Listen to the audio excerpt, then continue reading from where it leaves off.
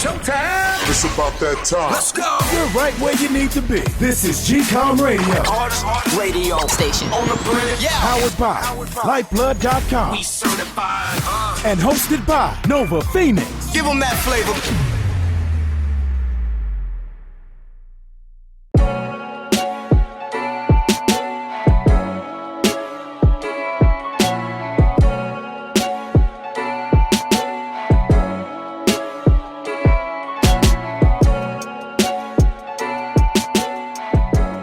All right. What is the deal? All right, we are here once again. Thank you guys for tuning in to the show. We got one more that I'm doing. This is gonna be a real short one, folks. Because I got a couple other shows I'm trying to get set up, and I got to work on those things, and then doing some other things. You know. Anyway, man, let's get right into it so I can just smash this out and give it to y'all. Don't worry, I will compensate in the other interviews that I'm going to do. Probably I'm not even going to wait too long. I'm just going to upload them. It's going to be real cool. Definitely is related to the there's so many, it's like 3 in the bag that I got to do, that I know I got to do. It's just a matter of just setting it up. It's on the Moses West Foundation and the air water generator, the AWG machine. And I know I'm getting that wrong. Did I say air water? No, it is not air water. AWG machine. Moses West. I want to do this AWG. It is called and I can't remember, atmospheric, not air water, atmospheric water generator. So I'm going to set up an interview with that, with some people on the ground down in Jackson, Mississippi. There's another joint I want to do, dealing with Tyra Perry. She is a freedman woman. I've been talking to her for a while. She's supposed to been done this interview, but she's all for reparations. I think it would be a dope interview to talk about that. And then the other one was as far as housing issues in New York City, how a lot of Black and brown people are kind of getting left out, just pretty much left out and homeless in a lot of ways, and not being able to take advantage of housing opportunities here, and gentrification, all those things. And I just happened to bump into that thing on Twitter, and I met a woman that she deals with housing rights. So I'm going to talk to her. She's coming out of Brooklyn, New York, I think, and I think that would be a dope conversation that I'm going to have. So I'm just going to keep this like short and sweet, but I will definitely, like I said, compensate with the other interviews that are coming into play right now. Let me see if I can just lower the mic some. Can I lower the mic some? It's just coming in really hot. A little bit. All right. So let's just get into it. Yes, I'm your host, Nova Phoenix, on GCOM Radio on iHeartRadio. And the first thing that I want to get into before I get into the topics of the day, I spent a very lovely weekend going out with the fam. Went down to DC. Guess where I went to go check out? Hunter College. I'm bugging. Howard University. I'm the reason why I put Hunter. I actually typed Hunter because in my notes, because my nephew's getting ready to go to school, and he's doing his work. I'm trying to figure out where he's gonna go, and one of the top things that he wants to do is to an HBCU. So we already went to Morehouse. We took a trip down there, as you guys already know. If you don't know, I did. If you haven't listened to the prior show, yes. Went to North Carolina A&T, and just recently over the weekend went to Howard University. Howard University, hands down, was the best tour ever, man. Let me tell you, this is an open house, as they call it. Apparently I didn't go on other open houses, so I don't know what the other HBCUs, just to be fair, but this was like an official open house for potential Howard students to just come and just check out the campus and everything that Howard has to offer. And you're greeted with beautiful young ladies, Howard folks, that they're literally on each block. I wish I filmed it, but of course I went to go park. Like I said, I brought the whole fam down, walking to the campus. There's like Hunter students on every block just shouting out HU and saying welcome and greetings. And the vibe was great. And of course, the closer you got to the campus, you were hearing the music for hip hop, R&B, definitely Afrobeat. But yo, I'm telling you, it was lovely, man. If I had to rate Howard just on presentation alone, A+ on the presentation. And man, I guess if you had to pick a HBCU to go to, if it was the only presentation, Howard would get it. But as I said before, let me be, I didn't do like an official open house tour at these other HBCUs, so I have to be fair, it wasn't like that. But anyway, besides that, the campus was great, everything. Attended the academic booths, of course, computer science, poli-sci, business, African American studies, there's a few of them. They served soul food there for the folks of the visiting families. Of course, it was fried chicken, collard greens. They had peach cobbler, chocolate cake. Of course, they had some fish. They also had a pizza section. It was great. Yeah, man. I mean, I really enjoyed everything about Hunter. I was all in it. Let me tell you something. I was more into it than the young ones that was with me. Huh? I didn't say, did I say Hunter? All right. Anybody knows where I went? Howard. Okay, everybody knows. I guess my wife's telling me I said Hunter. Anyway, Howard. All right. So, but Howard was fantastic, man. I was really charged, asked a lot of questions in the crowd. And, one of the questions was, does Howard have like an R&D division or something like that? Because, of course, when you read articles about, new inventions and technologies, they're always developed in these universities. Of course, again, some sort of funding from somewhere, and you have the professor or whoever that's overseeing the whole project. Of course, bringing in talented students to really kind of crack the challenge of whatever that they're trying to face. And I'm like, does like Howard have an R&D division or something like that? Of course, the tour guide couldn't answer that, but it would be dope to do that, because I always hear about MIT and I hear about Harvard and Princeton and Stanford and all of these universities that have these budgets to create these inventions, whether it's like physics or bioengineering or whatever that is. So I'm hopefully HBCUs can develop like an R&D section, whether it's funded by outside folks or monies that's kind of allocated to these folks from within the university budget. So for lack of a better word, but driving around DC was great, man. It was super clean, much cleaner than New York, and that's surprising. Of course, I don't understand why New York is so dirty. I tell you, I don't understand. I mean, when every New Yorker, when you get that right gust of wind and you got that little vortex going on, you get like a tornado of garbage in your face. But DC is exceptionally clean in comparison. I'm like, yo, what's going on? What's the deal? I visited the White House. I stopped by there, took some pictures, the Black Lives Matter that was raining. Of course I took some pictures, but you can't really it has to be an aerial shot. So, the pictures I took was kind of like, it wasn't a big deal. You got to have an aerial shot, whether you have a drone or, from a helicopter or from a top of a building. You really can't really get the right angle because the letters are so big. You don't realize it. Like I'm looking at the pictures online and you see Black Lives Matter and it's like the whole block, but really you don't realize how big the letters are until you're walking over them. I'm like, oh snap. Yeah, man. So yeah, I bought some Howard sweaters, and I saw Boris Kodjoe was visiting one of the buildings there. It was like the Howard U, was by their television station, Howard U. And Boris Kodjoe was there chilling. I know I'd be giving him mad shit too.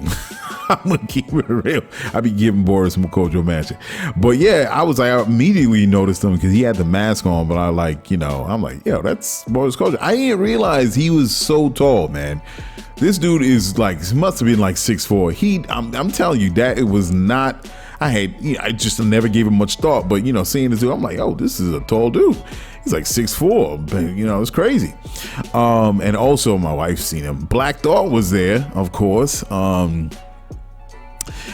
couldn't even understand. She was like, yeah, what's that guy's name? She was singing some song. I'm like, what are you talking about? Couldn't remember no rules. And she's saying the right song. I'm like, oh, Black Thought. So yeah, you know, of course they're there as fathers. And Boris Kodjoe's wife, I forgot her name. She was there also. And the daughter was there too. So yeah, man, it's dope that, you know, if you listen to the Roots and Black Thought, it's like it doesn't really surprise you that, you know, his son or daughter, I don't know who he was with, Black Thought, Tariq Trotter. It's you know, I wasn't surprised at all. If you know how you know Black Thought gets down, yeah, of course. But I was surprised with Boris Kodjoe because you think he's gonna be on some acting tip, you know, go to Princeton, and you know, it's not like she was selecting Howard, but it was dope. The daughter was selecting Howard, but it was dope that that's one of their choices. So I mean, we'll see what happens.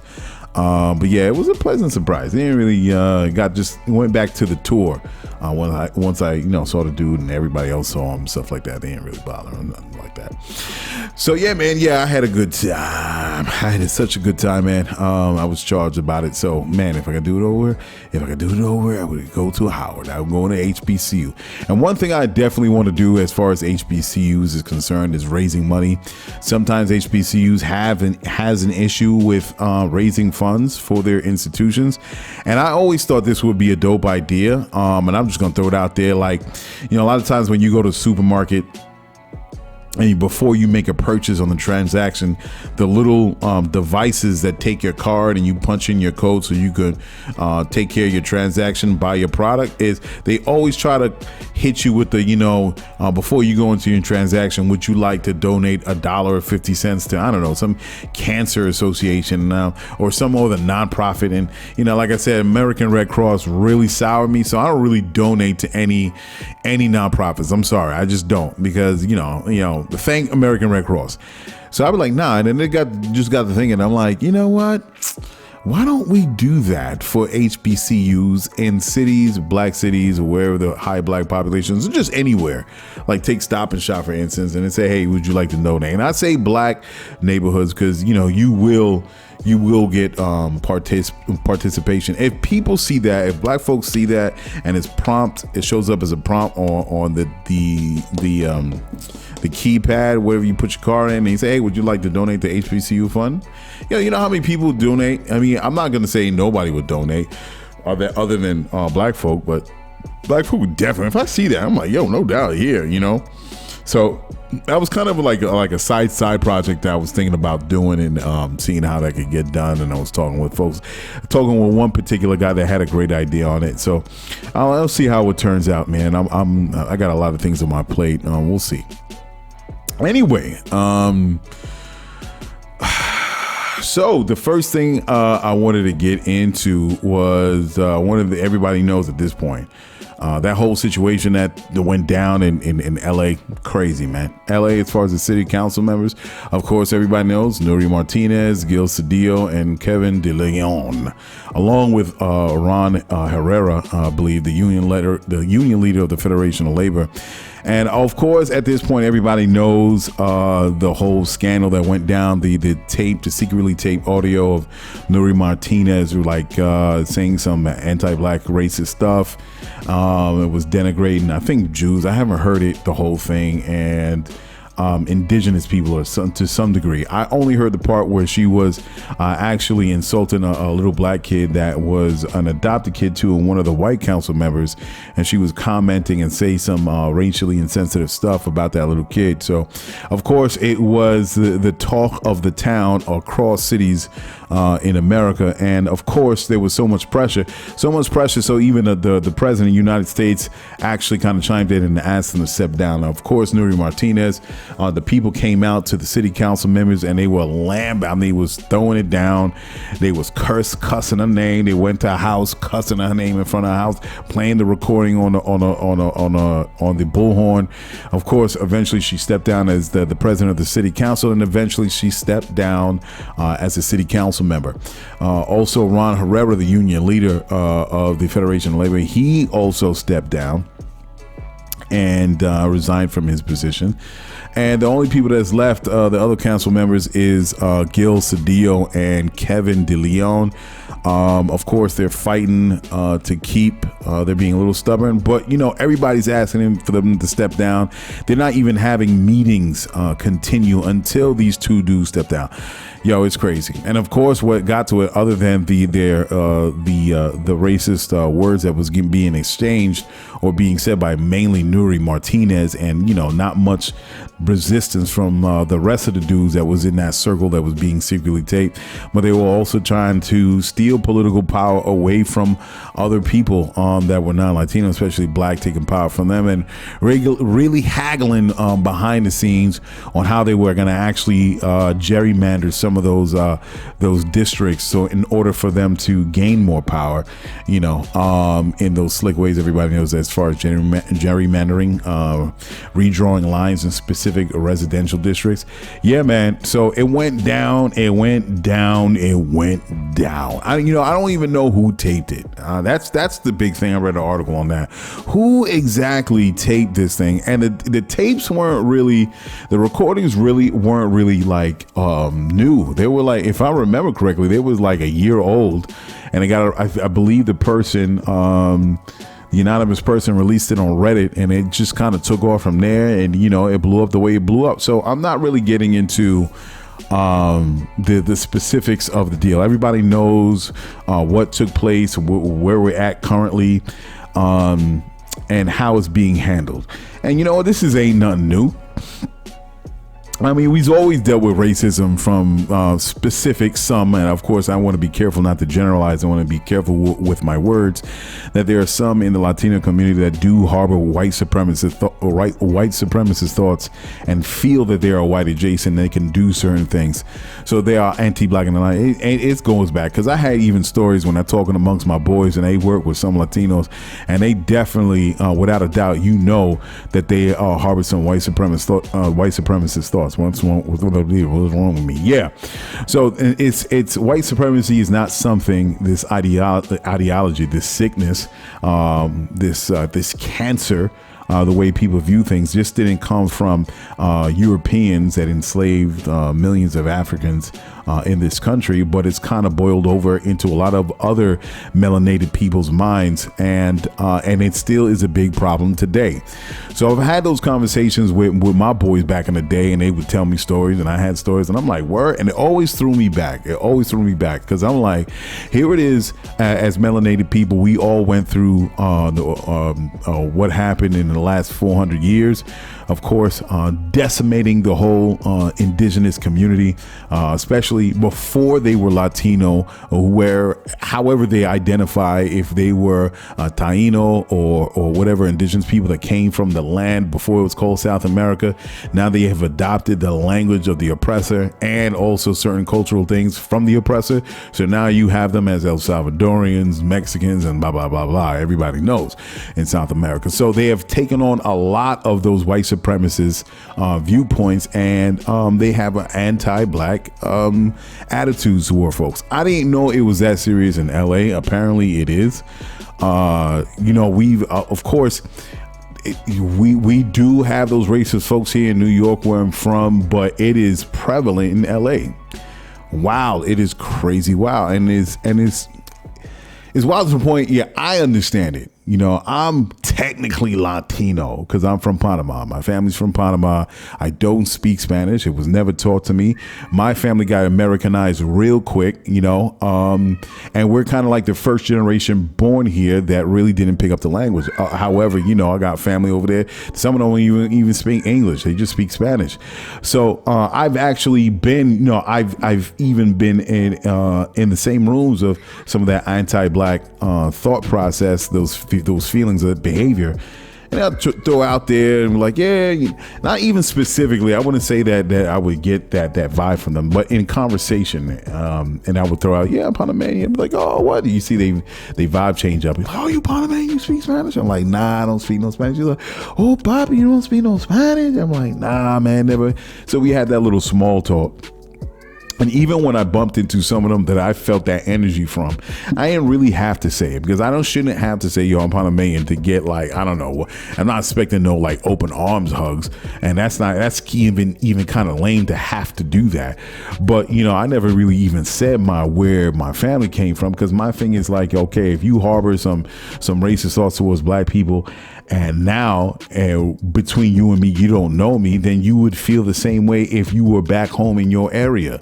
So it doesn't make a difference whether you're back in South America, from whatever country you're from, you're right here. If you're racist towards black people, you're racist, without a doubt. But, you know, it's funny that even in my sense, being Latino, and it's funny, I played a game even on when I doing certain apply, when they ask you for identity, and they say if you're black American or African American or whatever like that, or Latino, sometimes I put black, sometimes I put black and Latino, sometimes I mess around and just put Latino, because, you know, it goes in so many ways, you know what I mean? Because I'm technically come from both of those sides.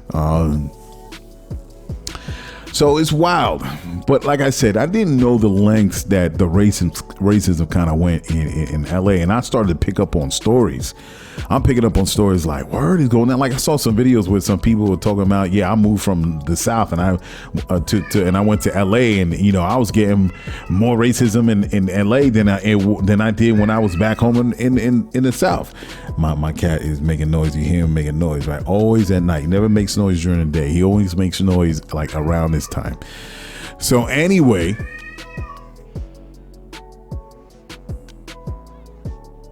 I'm just waiting for him. I'm just waiting for him. Maybe he wants to chime in on this little show right here. See, I ain't saying nothing. He shut up. Now that I say something, he be like, you know what? Right? I don't even know where he's. Anyway, so let me get back to the story. I think it's done now. So yeah, I didn't know how deep it went down there in LA. So now, you know, doing a little background, I'm like, let me check out LA since the story broke. And half the population is Latino. Half the population is Latino in LA. You know, I didn't know this, because you don't pay attention much until you need to pay attention. I'm like, say word, and it's about like 9% black folk in LA. Crazy. And of course, you got like 39% or 35% or something like that. That's white or whatever. So, and then the rest kind of trickles in from other people that come in to live in LA. But yeah, man, half the town, man, and I understand why. And the wild part about it, this is the thing. The wild part about it, because I did a quick search because of the demo, 39%. Matter of fact, let's just make it even. 40% of the Latino population in LA is foreign born. They're immigrants. You see what I'm saying when I talk about it doesn't matter if you know who I am or not. If you just filled with anti-black racism up here, you're gonna be filled with anti-black racism down there. So that's where it kind of bubbled up from. You understand what I'm saying? So I'm like 40%, and I'm like, wow, that's crazy. Because I think the wild part about it is, let's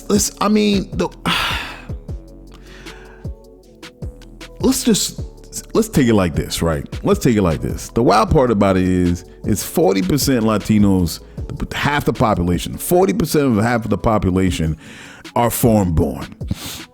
So they were allowed to come in here into this country and have a life.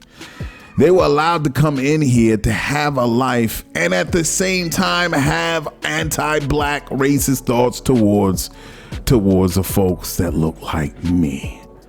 So, and that's all based on all the work, blood, sweat, and tears of my ancestors that came before here, before me, back in the 20th century, 19th century, up to today. I mean, all the blood, sweat. I'm talking about the 14th Amendment, the 15th Amendment, workers' rights when it comes to affirmative action, all those things that allowed them to come up in here and for them to have opportunity based on all the hard work, all the sweat, all the sacrifice from Black Americans in this country. So at the very least, what you should say, as what Latinos should say, is thank you and show some type of goddamn respect. Because without y'all, we wouldn't be able to do what we can do, having being able to buy houses, to get that job, to make sure we get the rights so we could take care of our families and healthcare. That was all because of Black Americans. So show some fucking respect. But that's what you got to do. You got to call it out. You got to call it out. And some, even Latinos, like I'm saying, not all Latinos, they are horrified by what happened and they're making their voices heard. I'm reading the articles, but at the end of the day, you're still going to be dealing with this. And my thing is, as Black folk, we already had to deal with white supremacy coming from white folks, the creators of white supremacy, how everything's been set up globally, because white supremacy is a global thing, right here up down to right here in this country. So what we not going to do as Black people is even give an iota of room for other people to have white supremacy tendencies towards us. That ain't happening, because historically Black people and Black Americans, African Americans, whatever you want to call it, had to deal with that right here in this country for decades upon decades, centuries. But what's not going to happen is all the blood, sweat, and tears that we gave for people to come up in this country and get the same things, all those benefits that America has to offer. They're not going to do that. We're not going to do that. That's not going to be directed at us, and we don't have to take it from other people, other melanated people. That's not what's going to happen. See, my cat's on the tail right now. That's not what's going to happen. We're not going to do that. Black folk is not going to do that. I tell you that. So that's going to have to get checked. And then we have to go ahead, kitty. What else you want to say? My cat is when he sleep most of the day. All of a sudden he has his moments where he just wants to just go. I got a loud cat. This cat is a Bengal cat, man. They did say that Bengal cats are very active, and that's very true. And they also said they can be loud. But you know what? Didn't want to listen to the description online when I was looking for a cat. But this cat is fucking loud. So obviously you hear him. He can't be on some meow, meow. No, that's not my cat. Nah, this motherfucker, we can hear him down the block. That's how loud he is. And he's louder than this. But anyway, get back to what I was saying. So yeah, we not going to do that. That's not going to happen. And that's going to have to be taken care of. And then, and it's also about building bridges. And I'm not on some tip like, yo, we gonna go. Nah, I'm not gonna talk about gangs in New York business or gangs in LA or whatever. I'm not saying that. What I'm saying is you're gonna have to deal with this politically and get it straightened out. And meet some folks and be like, yo, we gotta straighten this out, man. But that's not gonna go down like that, where we just gonna be. So we're gonna have to deal with white supremacists over here as the white folks and dealing with what is in the DNA of this country. And all of a sudden, you want to come up from South America, and all of a sudden, you want to come and deal with that same shit. Nah, that's not gonna happen, son. That's crazy. So for those folks in LA, man, if you're gonna be in LA, it is what it is. As far as Black folks in particular, if you are part of the community in LA, been there, then you should be represented politically in that same way. You should be represented. You want to make sure the same way they was trying to do some dastardly shit by trying to redistrict. No, you got to step up, and you need to see and face your city council member. Make sure you get your just due. All 8-9% of y'all. And you have someone representing, you get the monies that you need to build up your community and do what's right. And it's been like that for a long time, for decades, where you've been disenfranchised. But now it's time for Black folk to do what's necessary for themselves. Do what you must. Do what you must. And if you feel that it's not a place for you to be in LA, you don't have the proper backing, then move out of LA, man. Go to a place where you know there's a people who gonna back you. In the South or somewhere out east or something like that. Maybe the LA is not the place for you to be. I'm just saying, I'm keeping it real. Because if it's not like you make connections with people, some Latinos, and they want to build bridges after this whole debacle, this whole crazy thing that took place. And no doubt you want to glad hand and shake hands and give daps and hugs. And for those that understand that we need to concentrate on our commonalities and not on our differences, and that it's not all Latinos, no doubt, let's do that. That's what's up. I'm with that all the way. I am. But then also black folk got to do what's necessary for themselves. And they're starting all that same power that you put in to get where you are today. You must continue that and strategize and make sure you get your just due, because you are deserving of that. And I don't go for the victimhood. I don't really go for victimhood anymore. That's not my thing. I'm changing the narrative on that. I'm not going for, oh my God, I don't understand. No, I'm just not. It's not me. It's never been. Black folks' power have been displayed, and the crucible of what black people had to deal with of racism and white supremacy and white terror and lynchings and redlining, to all those things that affect black people negatively in this country today that we still go through. We are still shining. We are the shining city at the top of the hill when we put our minds together. So I'm not taking victimhood. And my thing is, I don't think racism is in a sense anti-black racism, and is in the sense of how it was back in the 20th, 19th century when they were measuring skulls and black people were backward, or people of African descent were backward. It was stupid, lazy, hypersexualized, and all those negative stereotypes that you have towards people that would reinforce anti-black racism, right? I'm not for that, because you know why? Black people has already proven otherwise. We've been proven everything that they've thrown at us, and we've stood tall and we beat our chest and we let people know. We built this country. Black folks built this country, without a doubt. Is recorded. We built every part of this country, and it is the major superpower that it is today is based on all the hard work of what black people did. Okay, even coming out of that in the 20th century, we have proven ourselves time and again. We don't have to prove to any more people. So racism is not a matter of an inferiority that they're trying to press upon you, but racism now comes from another angle. Guess what I'm going to say? Racism comes from jealousy.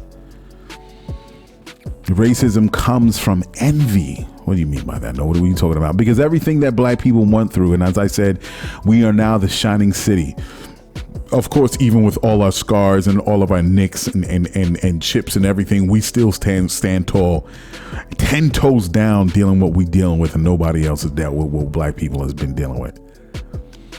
And they're jealous of that.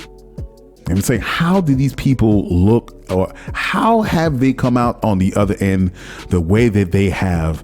They've been through hell and back, the fire and brimstone, but yet they still stand. How is that possible? And everything that, and a lot of things I can't even explain, a lot of the things that I can't even put into words, but we have come out even stronger. What doesn't kill you makes you strong, or makes you stronger. That's exactly what happens to black people. And I put it in the sense like Michael Jordan in basketball, right? Michael Jordan is arguably one of the best basketball players of all time in the NBA, in the history of the NBA. You have a lot of great basketball players, but not like Michael Jordan. Michael Jordan is a lot of other very talented players, but we're using Michael Jordan for now because he is one of the best, and that's without a doubt, right? Some people are going to praise you. Some people are going to cheer you on because of what Michael Jordan did. He's jumped the highest and the farthest. His moves, his skill, his athleticism, the way he defied the odds on the court when he was healthy and when he was sick. A lot of times he was doing shit even when he was amazing when he was sick, when he was going through that flu. I forgot that game. It was in his documentary, and he was still performing at top levels, and he was dog ass tired and sick. So Michael Jordan and everything that he is, people praise Michael Jordan. They exalt Michael Jordan as almost like an NBA god. For those that are like the diehard fans and other fans that just like, they praise him like, yo, this dude is exceptional in what he does. And they just want to be around him. They just want to party with him. They just want to talk with him. They just want to snap a picture. They want to see how his day. And Michael Jordan appreciates that. He knows what's up. He appreciates it.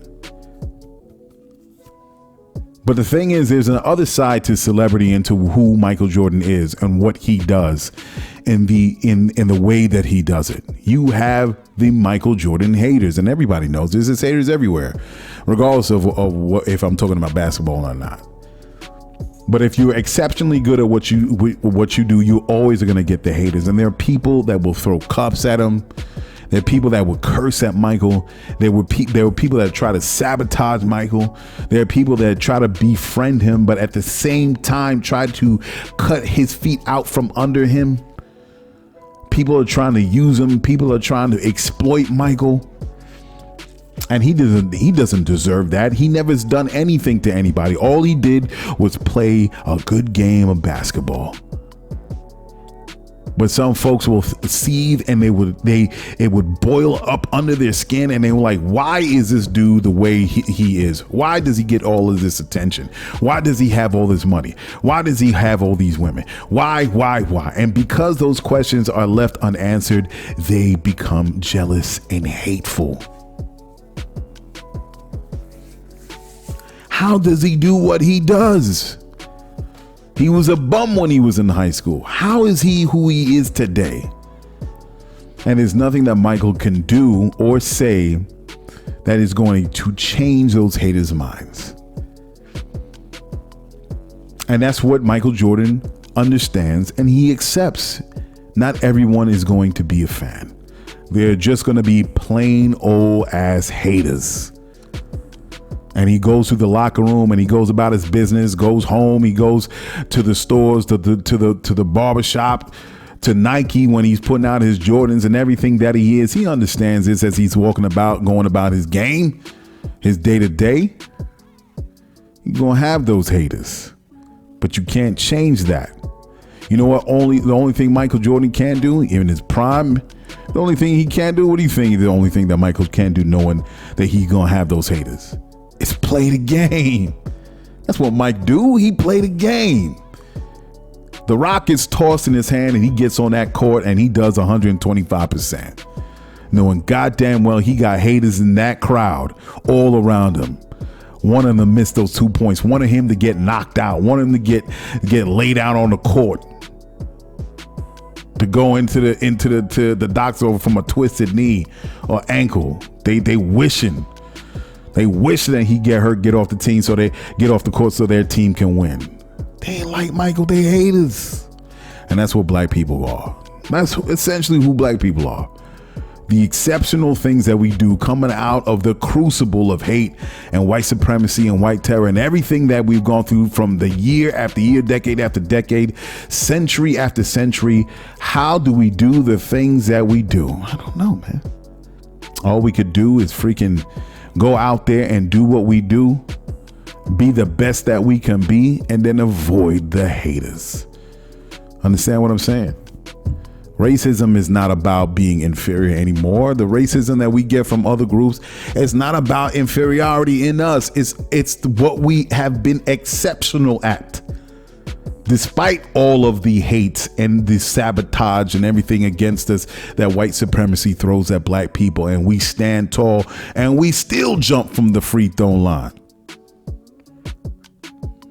Taking that picture perfect moment. Ka-ching, you know what I mean? Tongue out. Legs are still just dangling. About to slam this ball in the net. That picture perfect moment. That's black people and what we do and everything that we do. And hip hop is a prime example of that, where it's become a global force where everybody's listening to it. When you see Asian kids dancing to Rick, not Rick Ross, Slick Rick the Ruler. When you have people popping and locking, doing those dance moves in their competitions, I've seen every time I go to the gym. They got breakdancing competitions around the world, MCs. Our inventions, everything that we did and built this country, everything that we have put our hands on, we've been exceptional at. And you're going to get haters. It is what it is. And we got to beat our chests on it and let people know. Sometimes you got to say it. Be humble, but sometimes you got to say it. So it don't affect me none, man. It don't affect me none where you're going to have those people that are non-black and they're of the pigmented skin that is going to harbor the same white supremacist ideas. Not because they think you are lower than them. It's because everything that you are that they're not. Understand what I'm saying? So black people, you have to stand outside yourself. And I know it's so easy to fall in that victimhood and oh my God, it's so easy, but step outside of yourself for a second and think of yourself as someone else and look at yourself walking down the street. Think for a second, what does that mean to them? And how that could be intimidating. That's why they are the way they are. Some people will praise you. Some people want to be your friend because they're like, yo, look, I'm not Michael Jordan, but I could give him daps. I'm not Kyrie Irving, but I could give him daps. Hey, I'm not a basketball player, but I can appreciate the athleticism in it. And I'll give him daps and be like, hey, man, you do a great game. But then there are those people that don't think like that. So step outside of yourself for a second and understand why you get that hate. And when you recognize your power and who you are and where you're positioned in this world, now you can step up you could walk up with your head held high. Don't be falling for this victim shit. You might well tell them, I know why you hating. I get it. I know, I understand. You tell them, what are you talking about? I understand why you hate me. It's all good. I would hate me too if I wasn't me. That's what you got to tell those haters. Understand what I'm saying? So we understand that white supremacy is a continual problem and it's affected a lot of people's minds. And we still have a way to go to see ourselves as human beings around the world. And we can see our commonalities. We can understand that white supremacy is the root of that evil and how it's trying to play itself or position itself and other people to try to continuously try to down black folk and their moves that they're making. Understand that. And there's a long way when it comes with education, educating people and understanding the root of where white supremacy came from and acknowledging it and understanding everything that who we are as human people, not just as black folk and all of us other ethnicities around in this country, around the world, but as human beings in its totality. That this was a sickness that needed to be done in order to enslave millions of people. It was a tactic. It wasn't a tool. But now we're past that now. So I'm all with opening and building bridges with Latinos. Those are the folks that step up and see the wrong of what happened with those council members in LA and say, no, we're not going to go there. I'm all with that. I'm going to give daps and hugs to everyone that wants to build that bridge and we can have that coalition. But I also understand and recognize that white supremacy is still a big issue in the Latino communities. And we got to watch out for that as black folk. But understand, we also always have to lead with love. And I said that on my Twitter account, always lead with love. I always believe, as corny as it may sound, love is stronger than hate. Hate is powerful, but love is stronger in the long run. So we want to build bridges. Let's make it happen. But we always going to keep our eye on this white supremacy that's infected people's minds, like invasion of the Body Snatchers. I think that movie is just like that. And we see it and we watching it. Yeah, so that's my take on that. So Ginuwine, the other thing is Ginuwine, man. Ginuwine passed out. It was crazy, man. Everybody was Ginuwine, my man, he was 40 years old, trying to do the same moves he did when he was 19, 18. Not the same thing, man. So, yeah. But Ginuwine, it turns out that Ginuwine was trying to do a trick with the magician Chris Angel. He has a fear of being underwater, and they were trying to do this underwater trick. But unfortunately, he passed out while trying to do this trick. And the wild part about it is he passed out during rehearsal. And I'm like, wait a second. If you pass out during rehearsal, why in the hell are you doing this trick as part of the show knowing you gonna pass out? But he did pass the hell out. And but he's okay. And then they got him, one of the helpers and handlers got him out and asked him he was okay. And, they got him treated, but he's fine. But why the hell was Ginuwine doing that knowing he wasn't gonna make that trick? Shout out to Ginuwine, man. Leave the underwater tricks, man. Try to get over your fear first. This video is wild. This video I saw on Twitter, man. I'm a New Yorker, but god damn, man, it hurts when you go to other countries and you see they're doing things better than you. I'm like, what? So this woman was sharing this video on Twitter, I think, and in the New York City transit system, and I looked it up and it's right. In the New York City transit system, we spend about $18.6 billion. But Korea, their transit system is nuts. I mean, they're saying that their trains run punctual like 99% of the time. I actually got a list. And here it is. They got platform and screen doors. This is like the same thing that you see on shuttles. When you take in like the JFK or any shuttle that takes you from terminal to terminal, they got those glass doors are open and closed before the doors open in the train. They have those on their regular trains in the transit system. And of course, that's for air quality and, avoiding passenger accidents, which we've had. People keep on slipping in between the platform and the train. But we've kind of like solved that issue. They got designated seats, of course, for pregnant women and folks with disabilities. We kind of got the same thing. They got space for wheelchair users, parents with strollers, and passengers with large luggage. That's something that I have not seen on the New York City train. They got functioning elevators, 856 elevators in 292 stations. Yo, they got tiles and braille for the visually impaired, and I've seen this before. The tiles are yellow, and then you can actually follow the tiles by feel in order to get from one place to the next if you are visually impaired. Braille, of course, we have that braille. They have a bathroom in every station. Who knows if they're all functional, but we do not have a bath in every station, and even if it's usually closed. And for reasons because we're dealing with a homeless issue, and they, homeless people with drug issues, they want to, shoot up in the bathroom. And most of the time, if there is a bathroom in the train station, it's closed. It's not going down. So all of these all these things that you have, amenities, I guess you want to call it, all those beautiful things in a Korean transit budget, it goes for about 2.2 trillion Korean won. Guess how much that equates to in US dollars? $1.68 billion. $1.68 billion. Remember what I said? New York City transit budget is $18 billion. And they could do all of this with 1.6.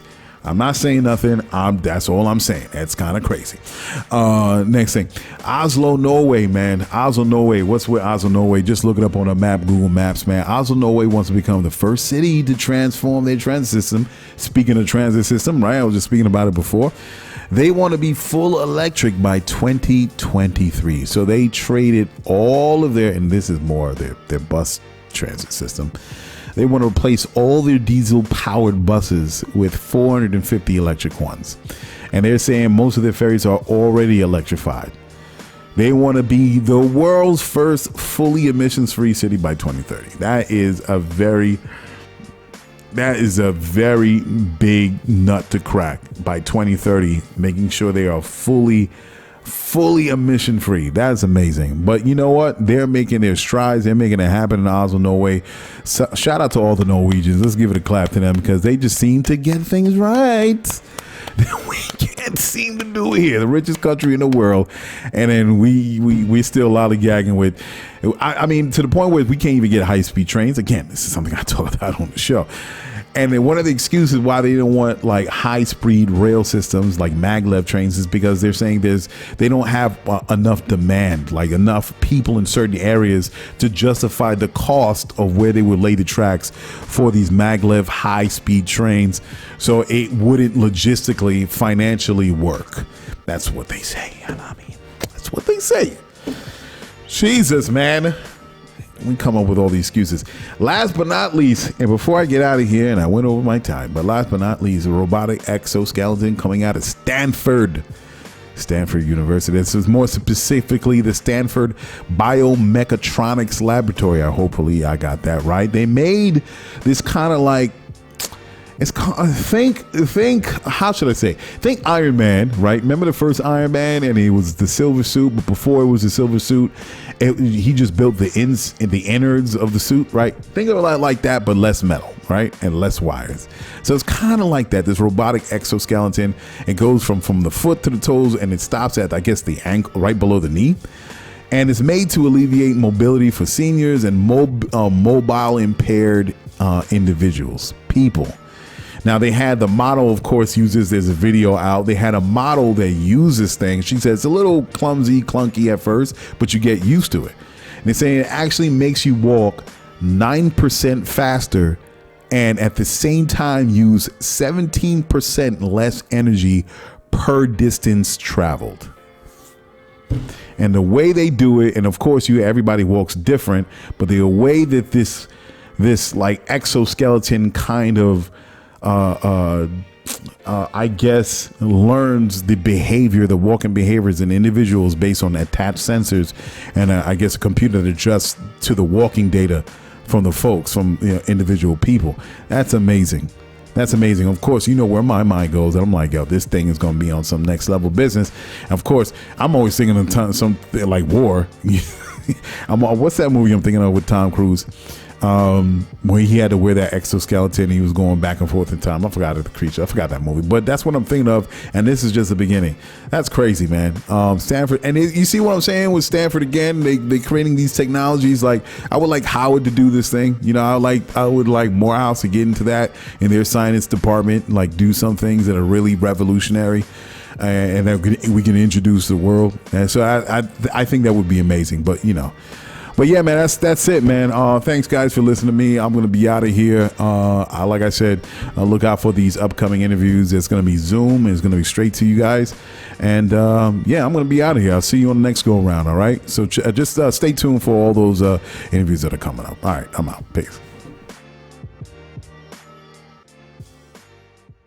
Check it. You just listened to GCOM Radio, powered by Lyfeblood.com. For the global community. We worldwide, baby. See you in the next go round. From right here to your town. We out.